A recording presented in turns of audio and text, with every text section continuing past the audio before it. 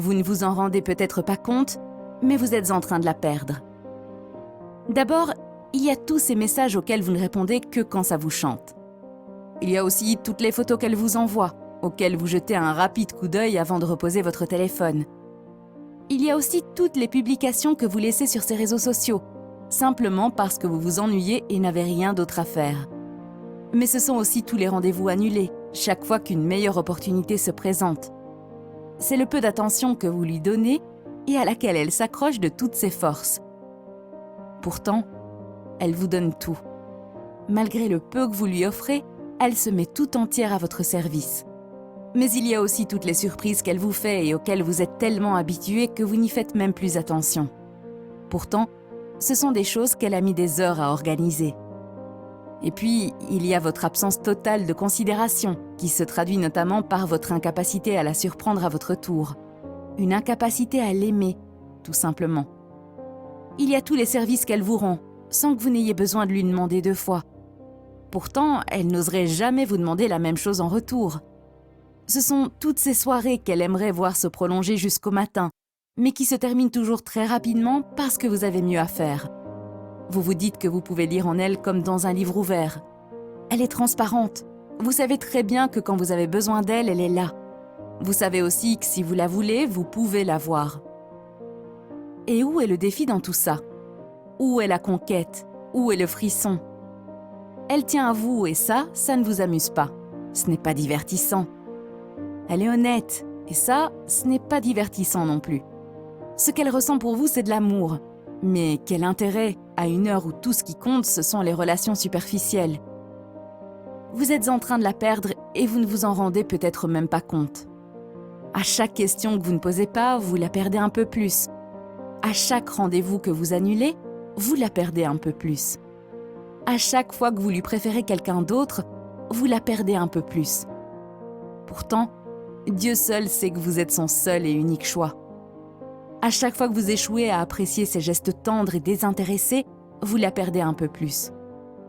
À chaque fois que vous la tenez pour acquise, vous la perdez un peu plus.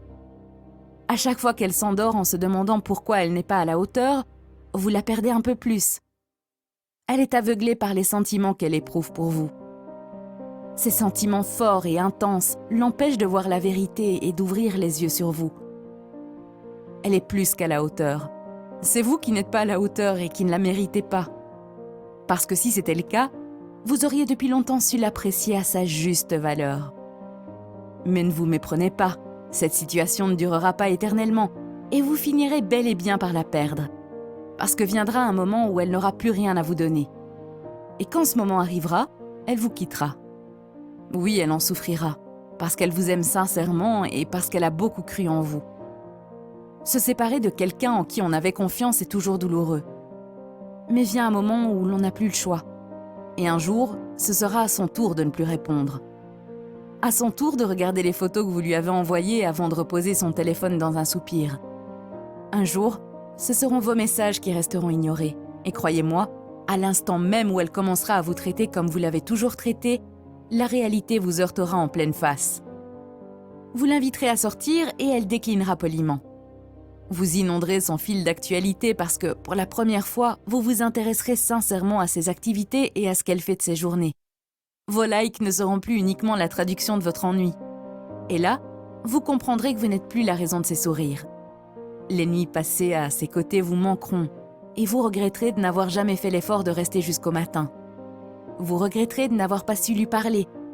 Le silence sera étouffant et vous rêverez d'une simple petite conversation de plus.